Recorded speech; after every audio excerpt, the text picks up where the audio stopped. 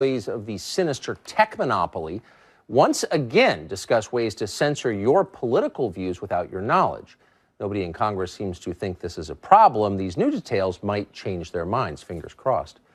Plus, yesterday we told you how Rudolph the Red-Nosed Reindeer has made the banned list for bullying and other imaginary moral crimes. Now the Victorians have another target, the salacious Christmas song, Baby It's Cold Outside. It turns out some of the lyrics in that tune are naughty, and you should not be allowed to hear them. The liberal Sherpa joins us later to explain why. But first tonight, it's been 752 days since the 2016 election, and for what seems like the 752nd day in a row, the lead story at every news outlet in this country is Russia! Yes, Russia, a remote country in Central Asia with a median life expectancy lower than that of Honduras, a place with an economy about the size of that of the state of Texas, a vodka-soaked ice-scape whose shuffling workforce can't seem to build a reliable airplane. That's Russia. But nevertheless, it's a place that somehow, against all odds, manages to dictate election outcomes on the other side of the world, using a crack team of secret agents so stealthy, we still don't know their names after more than 2 years of investigating it. Russia! According to cable news, Russia is the most important country in the world. Today's installment of the Russia saga has something to do with Michael Cohen and a potential real estate deal in Moscow. Now, the deal never actually happened, not that it would have made any difference had it happened. Foreign investment is still legal, even in Russia, but whatever. This is a huge, huge deal, the hugest deal. It changes everything forever. Watch. This president may not serve out his term. That Bob Mueller may have enough that there is both intense legal and intense political jeopardy for the president of the United States. You know, today's the first day I actually thought Donald Trump might not finish his term in office. Really? I mean, I think this thing is enormous. Today is a good day for Donald Trump to resign. I really believe that. This thing is enormous. He's resigning. So once again, the administration is doomed because of Russia. We'll see. What's remarkable, though, is that for the past couple of years, as the geniuses on cable television have been sounding the relentless alarm about our mortal foe, Vladimir Putin, an actual threat to America has been rising in the East. If you're looking for a country to fret about, forget about Russia. The Russians may pose a threat to Montenegro and Ukraine, but Phoenix and Buffalo remain safe. The real danger to this country is China, and everybody in power knows that. The FBI director, Christopher Wray, describes China as by far the biggest espionage threat we face. Federal officials estimate there are thousands of Chinese nationals in America right now acting as spies, working to steal sensitive U.S. technologies. Some of these work for the Chinese military, which, by the way, is growing at a much faster rate than our military, or for that matter, Russia's. Meanwhile, China is literally poisoning the American population. Synthetic opioids are the main driver of the drug epidemic that has killed more than 70,000 Americans in just the last year. China is the biggest source of these drugs. The Chinese government has done virtually nothing to stop the flow of them. Why would they? This is war, and they're winning. Now, you might think our media would have noticed all of this and maybe written a story or two about it, but no. Many of them, it turns out, are on the Chinese payroll, too. Vox.com recently published a nauseatingly sycophantic piece written by a reporter who had just traveled to China, it turns out, on the Chinese government's dime. Over at Jeff Bezos' Washington Post, you'll periodically see an entire insert called China Watch. It looks like a news section. It reads like the rest of the paper. In fact, it's literally a product of Chinese state media. They pay to place it, just as they pay to influence numerous think tanks around Washington, as well as many colleges and universities throughout the country. It's a huge propaganda push that is almost never noted by anybody. And it costs a lot, but over time, it's worth it. The Chinese get what they pay for. A compliant American establishment that uses fake threats, manufactured threats from Russia to obscure real and imminent threats from China. Turns out there really are traitors in Washington, but they're not working for the Kremlin. Julian Epstein is a former chief counsel for Democrats on the House Judiciary Committee, and he joins us tonight. So, Julian, you and I both live in Washington, and we know personally a lot of people who are in effect on the Chinese payroll. Madeleine Albright has made a lot of money from China. John Boehner, the former Republican speaker, works for a firm that lobbies for China. Jim Wolfensohn ran the World Bank, advises the Chinese Sovereign Wealth Fund, et cetera, et cetera, et cetera. How many people do you know who are openly working for Russia in Washington? I think your basic point that the Chinese are a greater long-term threat to us than Russia is, I think that's true. I think in the 1970s, China had about 1% of the flows of world trade. They now have about 25%. Right, exactly. They're about 2% of the global economy. Within the decade, they will be equal to the size of the U.S. economy. By 2050, they will be twice the size of the U.S. economy. I think we thought when we brought them into the World Trade Organization in 2001 that it would help them play fair, and I think what we've seen since then is that they've cheated. They've stolen intellectual property. Up until 2014, they were certainly manipulating the currency. I don't think they play by the rules, and I think one of the things I agree with the president on is to get tough with China. I would approach it differently than he does, but I think he's right to get tough on China. I think the media ought to focus more on it. It's not as sensational, so it's not going to get good ratings on cable television, but it's a real problem. The disappearing middle class and working class is a real problem. It's not sensational. It's not going to be a sugar high for cable television. So I don't think you're going to have any of the networks, not this network, not CNN, not MSNBC, any of them focusing on those issues because you just don't get the sugar high from that. That's not to say Russia isn't a threat. I mean, Russia has done lots of things. All of our intelligence agencies and Republican and Democratic administrations have agreed that even though they're 1% of the world economy, they still do lots of things that are directly oppositional to us and that are trying to destabilize our interests, whether it's in the Middle East, whether it's in Syria, whether it's in the Balkans, whether it's in the UK. It doesn't mean that they're not a real threat and there's not something to take seriously, but I think your basic point is correct, which is that we are sleeping while Rome burns with respect to China, and we have not taken seriously the fact that they don't play by the rules. We have... Wait, so I'm waiting to jump in with a hostile question, but you're making my case for me. You've taken all of my questions and reformatted them into statements because I think you're absolutely right. So I agree with the meta-thesis. Okay, because I think meta-thesis. It's hard to... And thank you for being honest about that. And by the way, it's not a partisan thing. There are a ton of Republicans working on behalf of China, I'm embarrassed to say. And Democrats are finally waking up. I think that there is a real threat that China does not play by the rules and that it's something to take very seriously. Again, I would approach it differently than the president, but I think he's right to say this is a real problem. But there's all this moral outrage about Russia and Saudi Arabia, neither of which I've ever been in favor of, by the way. I'm not carrying water for either one. But the idea that a country we're allied with assassinates one of its political opponents, yeah, it's bad. But, I mean, that is a practically daily occurrence in China, and no one says anything about it. And I just wonder, should we treat the people in Washington who have a lot of power, who are getting rich from China, should we treat them as traitors in the same way that we treat anyone who deals with Russia as a traitor? Look, I think your point about even-handedness is well taken. I think the Chinese do horrible things to journalists and to dissidents, and they get a pass on it. I think in a lot of cases, the social media giants, Facebook and Google, enable a lot of the bad behavior that's going on in a lot of autocratic regimes. We don't hear that much about it, although that's starting to get covered. I think if your point is proportionality, does the news, and particularly cable news, does it cover these things in the proper proportionality? I agree with that meta point that you're making. It doesn't mean to say that when the Saudis go and kill an American journalist, we shouldn't be getting tough on the Saudis. It doesn't mean to say if the Russians create a military intelligence attack on the United States, that that's not something we shouldn't take seriously, and we should get to the bottom of that. But I think your basic point is that, you know, there is selective outrage, there is a lot of chest thumping, there's a lot of kind of, you know, morally superior indignation that occurs on the Russia issue. And, you know, you and I may have slightly different views on the Russia issue. I'm trying to argue with you, Julian Epstein, but it's proving absolutely impossible. You did a better job than I could have in making that case. But, you know, there's a lot of self-righteousness on certain issues, and I think there's reason to be upset about what happened with Russia. There's reason to be upset with Saudi Arabia. But I think if you're going to be outraged on those issues, your point is correct that you should be equally outraged on the abuses that are occurring in China. And the accuses in China are very, very serious, and you're exactly right about that. Julian Epstein, thank you very much. Okay, thanks. Good to see you, Tiger. Okay. Gordon Chang has been thinking about these questions for a very long time. He's the author of The Coming Collapse of China, and he joins us. So, Gordon, thanks very much for coming on. Put this into perspective, if you would. To what extent do you think the Chinese government influences American policy?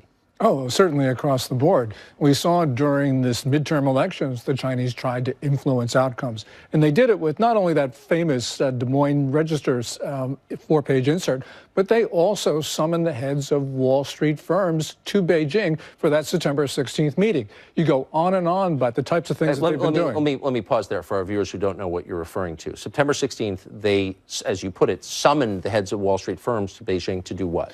To talk about the midterm elections, to talk about tariffs, to talk about the trade relationship, because Beijing was very, very concerned about what the Trump administration is doing to impose costs on China, because it is causing problems in the Chinese economy, which is under stress. So they said, look, we're holding this meeting, we want you there. And a lot of people from Wall Street actually took the flight to Beijing. American citizens.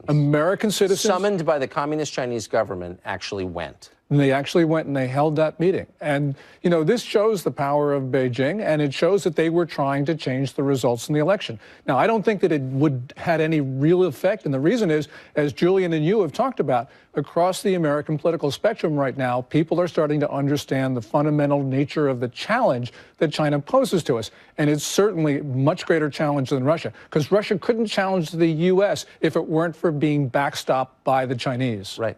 So, I mean, you got to think of Russia as sort of a drunk troublemaker that can kind of, you know, make some prank calls. But in the end, China's economy is about to become, as Julian just noted correctly, larger than ours. So, like, why aren't we completely freaked out about our future? Well, we should be, because the Chinese are taking hundreds of billions of dollars of U.S. intellectual property each year by theft or by forced transfer.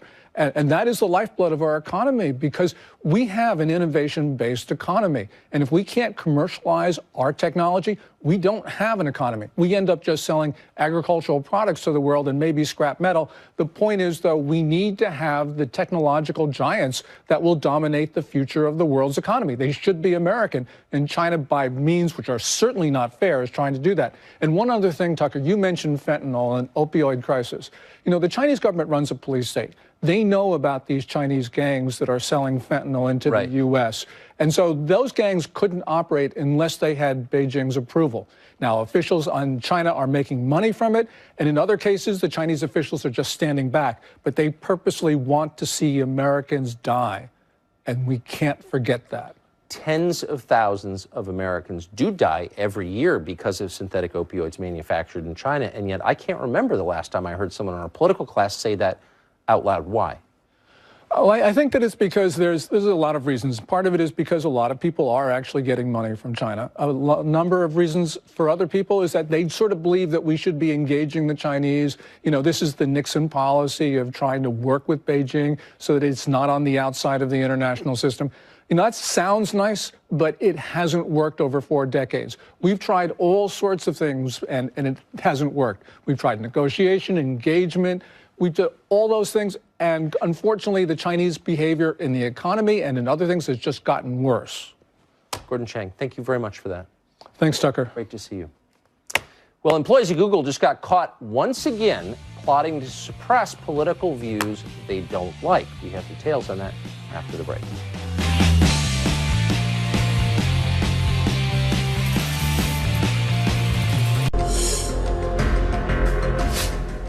More evidence that the sinister tech monopoly Google is not on the level, not at all what it claims to be. New leaked communications from inside that company show that Google employees discussed suppressing conservative news websites in their search engine right after the 2016 election.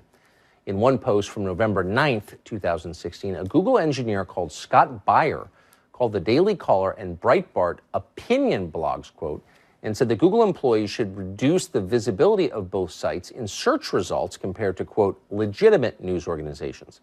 Other employees said it was the company's job to provide more, quote, context to rebut news outlets they dislike. Robert Epstein is a senior research psychologist at the American Institute for Behavioral Research and Technology, and one of the people who's paid closest attention to the power that Google has. Mr. Epstein, thanks very much for coming on tonight. So Google has said repeatedly that it does not manipulate search results, and yet this is not the first, not even close to the first, piece of evidence we have from within the company showing Google employees discussing ways to manipulate search results. Can we be confident they're not doing it? Not at all. You know, Google was extremely good at keeping its secrets for almost 20 years, but In the last few months, that has changed, and there have been quite a number of leaks, and we have seen a number of internal discussions there, like the one that you just described. And there's simply no question that they have very strong political leanings. 95% of donations there go to Democrats.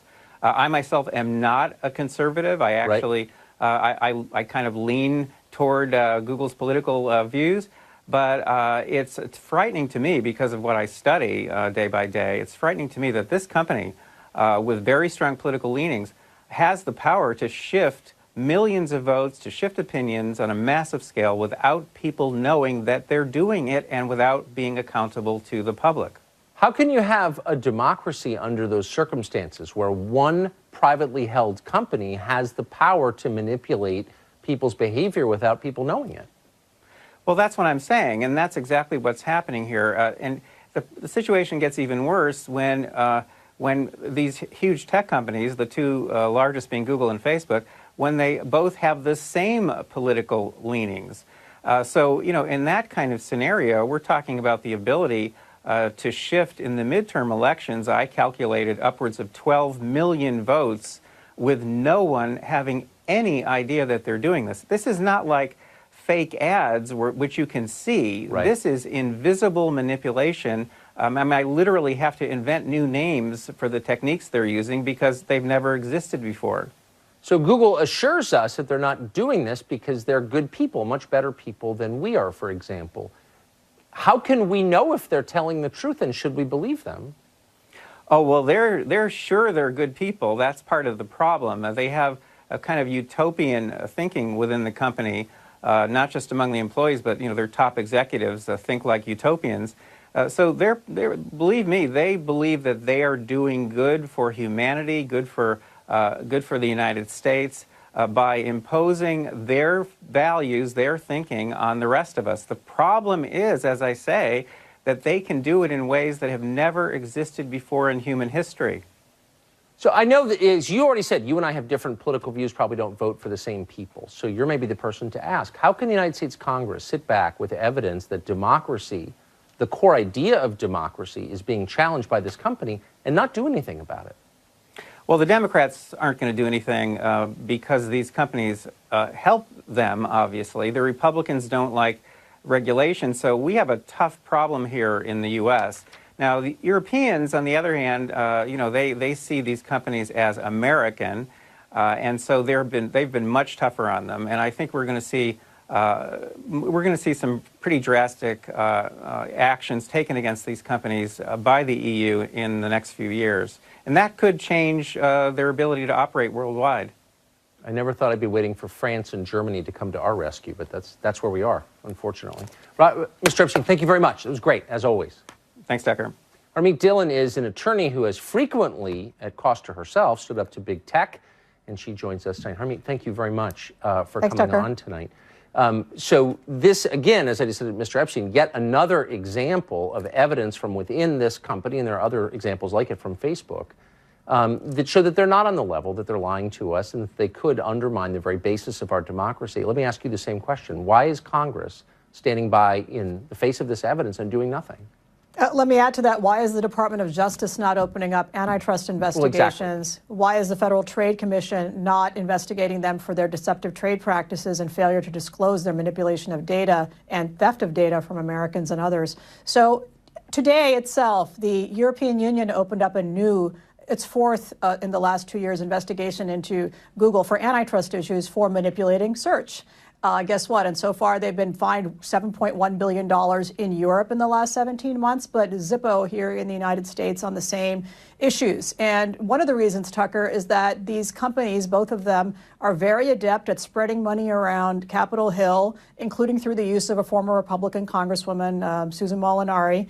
And those are their lobbyists, and they're very effective. That's why you see legislators backing off for the most part. But we are talking about fascistic, control of our data in a way that is perceived as benevolent certainly by liberals, and is not being criticized at all by the right. I think it's a very dangerous situation. So, but what's the point? I mean, just as a macro question, what's the point of having a government, of sending half your income every year to Washington, if they won't protect you from the most basic and obvious threat to our entire system, which is these companies? Like, why do we have a government if they won't stand up to Google and Facebook?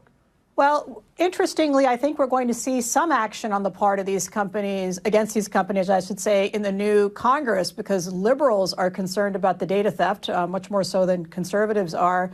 But we're still not going to see anything about this bias in terms of viewpoint. In addition to what you've covered on your segment tonight so far, obviously there's suppression of YouTube videos on an ideological basis. Google also discourages its advertisers from advertising on conservative platforms like Breitbart and others. Google's search engine has labeled the California Republican Party as having Nazi ideology and Republican women as being enablers. It is the most despicable, defamatory work, and it is all protected by the Communications Decency Act, which members of Congress certainly could edit and change, but they don't. And so I'm very disappointed in our government, our conservative government, frankly, in Washington on its failure to act on these issues. So as you just pointed out very quickly, these companies operate in the way that they do very profitably because they have a special exemption from the Congress, which could revoke that exemption because they're not platforms, they're media companies. Of course, they're editing. Name just, if you would, since we're live now, 3 or 4 members of Congress who, might lead the charge against this. Well, I guess I don't think any members of Congress currently have identified themselves as being hostile to this. But, Jim Jordan certainly seems to be somebody who's familiar with these issues. Matt Gaetz is another. I think these guys are sensitive to these issues. And I don't think they're beholden to big tech. Maybe they haven't been there long enough to have that sink in yet. But we have had senators. Mike Lee, for example, has looked at the antitrust situation and then backed off. I'd like to see our Senate, newly constituted with more votes, take a hard look at this, have some hearings, really put them on the spot. Yeah. Sundar Pichai is going to be testifying in Congress next week. I have suggested that definitely some hard questions need to be asked, and I know that there's an intention to ask some hard questions I hope next that week, happens. so we'll see what happens. Hope they get moving. Harmeet Dillon, you've been brave on this question. We're grateful for it. Thank you. My pleasure. Thank you.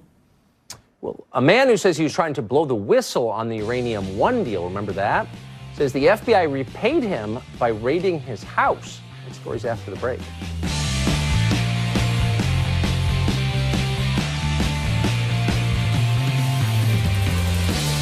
Story you may not have seen. FBI agents raided the home of a Uranium One whistleblower. That's according to a new report by the Daily Caller News Foundation.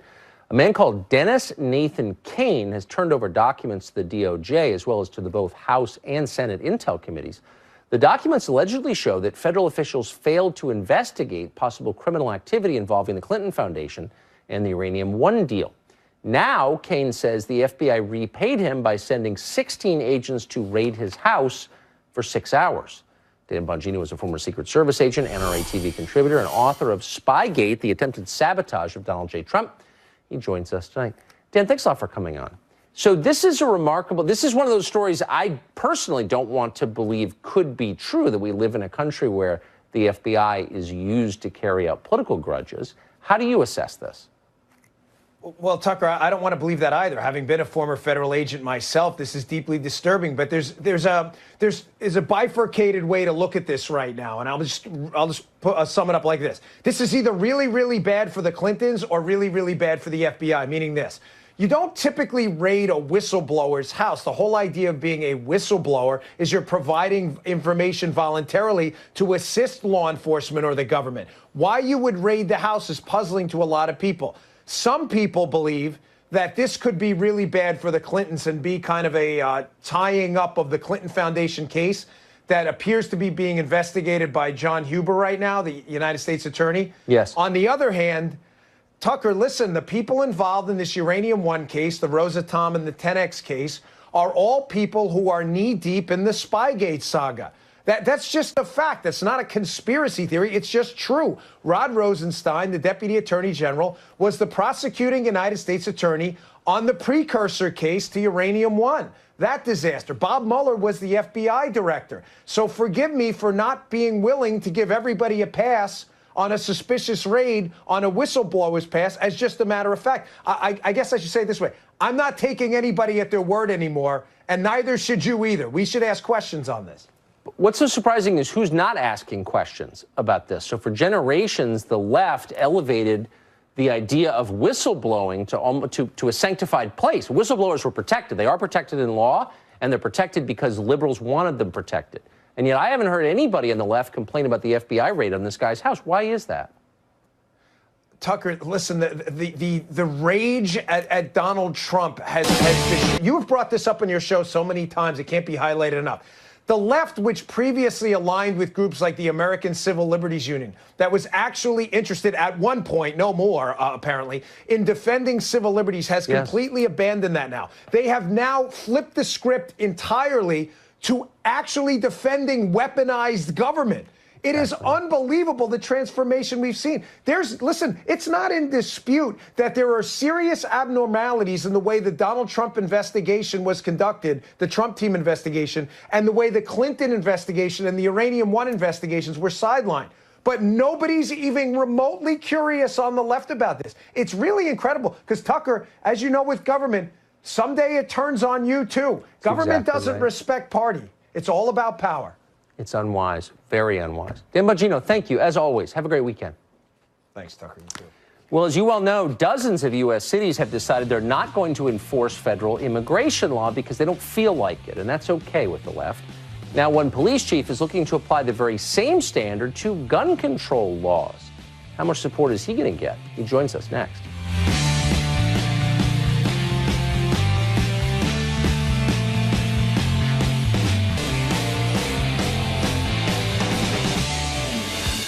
Oh, Merry Christmas from General Motors. The car company just announced plans to lay off 15,000 workers and shut down major factories in the states of Michigan, Maryland, and Ohio. Now, the cuts are coming despite the fact that General Motors has posted nearly $3 billion in profit just last quarter. Workers at one soon-to-be-closed plant told the Wall Street Journal that they were, quote, blindsided by the decision. They didn't know it was coming. One person who will not be struggling to pay for Christmas presents this year is General Motors CEO Mary Barra. She made nearly $22 million in the last year. That makes her the industry's highest paid CEO. Toyota's CEO, by stark comparison, makes less than $4 million a year, even though he runs a far more successful company. Now, what has Mary Barra done to earn all that money? Well, as CEO, she's laid off thousands of workers. She shut down plants and overseen the recall of tens of millions of defective vehicles. A few years ago, she was forced to testify to Congress about faulty ignition switches that killed more than 100 drivers. In modern corporate America, that is considered a deeply successful record. Give that woman a raise. Of course, as GM is serious about cutting costs, there is one obvious solution: fire Mary Barra. Well, for years, liberal cities and states have been claiming the right to ignore federal immigration law. Now, one small-town police chief in Washington state is saying the same principle can be applied to far-reaching gun laws. A new gun control ordinance in Washington imposes stricter background checks, raises the age for buying a semi-automatic rifle, and allows gun owners to be criminally prosecuted if their firearms are stolen and then used illegally. Lauren Culp is the police chief of Republic Washington and says that he wants his town to be a sanctuary from these new gun laws. Some local residents oppose the new measure in Washington. Watch. Opponents say it forces gun owners to secure them in a way that could put them in danger. I'm concerned at not being able to access my gun when I need it. You're not going to tell the criminal, can you hold on a moment, because we have a law that I have to, safely store it in the garage somewhere and so can you hold on a moment? I'm going to go take it and I'm going to defend myself. Then we'll talk. You call the police or things go down, it's less than 1 minute. So those seconds count. Police Chief Lauren Culp joins us tonight by Skype. Chief, thanks very much for coming on. It's good to see you. Good evening, Tucker. Thanks for having me. So is this, in effect, a sanctuary, your town, Republic Washington, from the gun laws of your state? I have suggested an ordinance and recommended it to the city council, and they are in the process of reviewing that and doing their due diligence to see if they want to pass that. But as far as the police department goes, we will not be enforcing that. So cities that have decided to ignore federal immigration law have received the applause and support of almost everyone on the American left. What do you think the response will be if your town passes this ordinance? I don't think the same people would be very happy. But the thing about it is illegal immigrants aren't covered by the Bill of Rights in the Constitution, and gun owners are. A very good point. So what will happen next? do you think? Will the governor of the state try and force you to enforce the law that you think is unconstitutional? Well, I don't know how he could, Tucker, because we live in a constitutional republic, contrary to what a lot of people tell us that we live in a democracy. But we have the rule of law in this state and across the United States, and the Constitution is the law of the land. And everybody knows what the Second Amendment says. A lot of your viewers might not know what the Washington State Constitution says about firearms, but really quickly, it says the right of the individual citizen to bear arms in defense of himself or the state shall not be impaired. So that's even more explicit than the Second Amendment. So I don't know how they can get around that and try to force me to go against my oath of office to uphold that. Interesting. I had no idea your state's constitution said that. It sounds like it's being already ignored throughout the state of Washington. So very quickly, this state law would require gun owners to keep their guns locked up at all times? It requires... Well, good evening and welcome to Tucker Carlson tonight. Once again, for about the fourth night and 4 nights in a row, there is just a lot going on in the news. Up ahead, we'll have details about new dangers lurking in the Central American migrant caravan, the one that's just across our southern border tonight in Tijuana. The caravan is not what they told you it was. We'll tell you what it actually is. And then the question of voter suppression. Voter suppression is a phrase you're hearing a lot lately from Democrats. Suddenly it seems like it's 1956 again. But is voter suppression actually happening in America? We have the numbers on that, the conclusive numbers. Plus, with Christmas upon us, the left is mounting an attack on, naturally, Rudolph the Red-Nosed Reindeer. We'll tell you what they're saying about him. But first tonight, the big news. President Trump's former personal attorney, Michael Cohen, pleaded guilty in federal court today to lying to Congress. Cohen conceded that he was intentionally wrong. He lied about the dates of an abortive Moscow real estate deal when he testified to the Senate Intelligence Committee last year. Cohen's plea was, of course, big news on cable television. The president responded to it as well. He called Cohen, quote, weak and, quote, not a very smart person. Well, that's objectively true, of course. It's also worth asking why anyone would hire a weak, dumb lawyer. Someday we'll get to the bottom of that. But for now, let's consider what we have just learned about how Washington works. Apparently, it's now an enforceable felony to lie to the U.S. Congress. On one level, that is good news. We should take our own laws seriously. Functional countries do that. Nations in decline set up sanctuary cities and ignore their own borders. Nor is it implausible that Michael Cohen might have broken this law or really any other law. Nobody who knows him is shocked by the allegation. If Cohen was accused of running a cannibalism ring, you'd have to at least take the charge seriously. Anything is possible with that guy. So 3 cheers for law and order. The problem is, if you're going to enforce statutes, you have to enforce them fairly and evenly. The law has to apply to everyone. Otherwise, it's not really the law. It's a political weapon. Michael Cohen is facing 5 years in prison for telling Congress something that he knew was false. How often does that happen in Washington? If you watch C-SPAN, you know the answer. Constantly. All the time. There are almost never consequences, by the way. According to one study, between the Second World War and 2007, a total of only 6 people were convicted of lying to Congress. 6 people in 60 years. In other words, the law is not enforced, and that's why people break it so often. Watch this sworn testimony from 2013. This is not someone you haven't heard of. This is the then Director of National Intelligence, Jim Clapper, assuring the Congress under oath that the NSA absolutely does not spy on American citizens. Does the NSA collect any type of data at all on millions or hundreds of millions of Americans? No, sir. It does not. Not wittingly. Yeah. Clapper lied. He's a liar. There's no debate about that. And yet he wasn't charged for lying under oath. In fact, Clapper got richer after he retired. CNN hired him as an analyst. Pretty much the same thing happened to Jim Comey, the former FBI director. In 2017, Comey claimed, again under oath, that he had never been an anonymous source for news stories while he worked at the FBI. Watch him tell that lie to the Congress. Director Comey, have you ever been an anonymous source in news reports about matters relating to the Trump investigation or the Clinton investigation? Never. have you ever authorized someone else at the FBI to be an anonymous source in news reports about the Trump investigation or the Clinton investigation? No. Yeah, well, according to Comey's longtime deputy who would know, and that would be former FBI Deputy Director Andrew McCabe, what Comey said on the tape you just saw is totally untrue. So Comey lied to Congress. But nobody cared.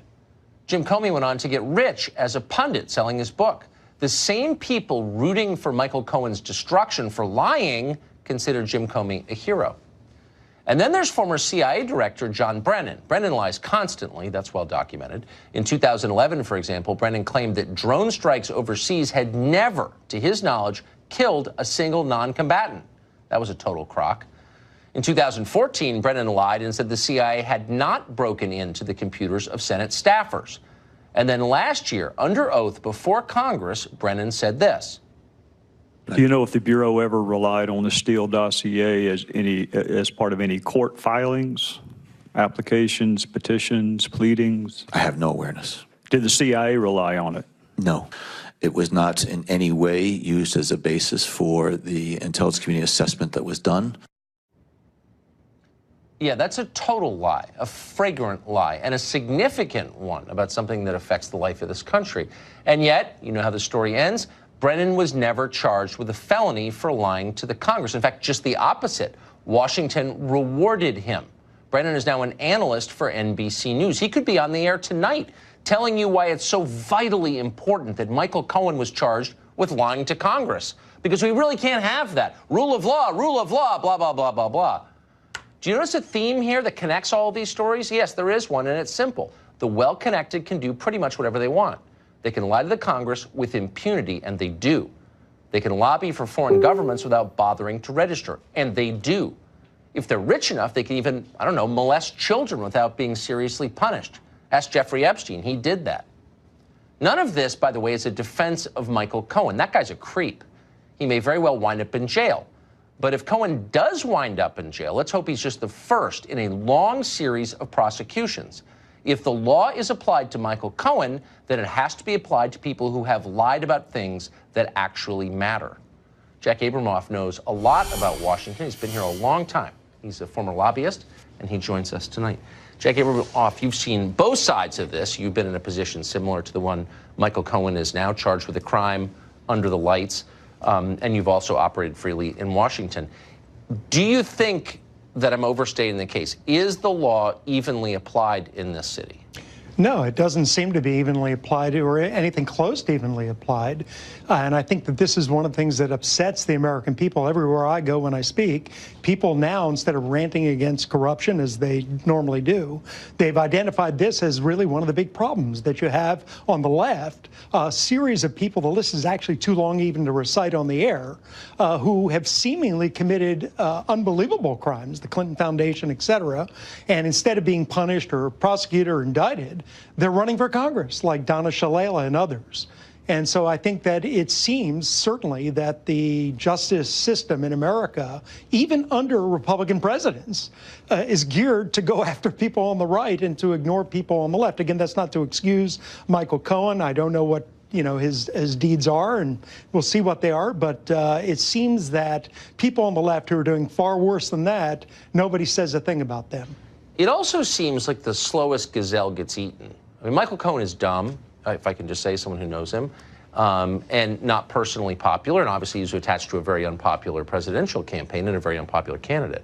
And so he seems like a very natural target, whereas someone like Jim Clapper, who's seen as this wise man, this chin-tugging graybeard, can lie about something deeply significant, about breaking the law. The NSA is not allowed to spy on Americans.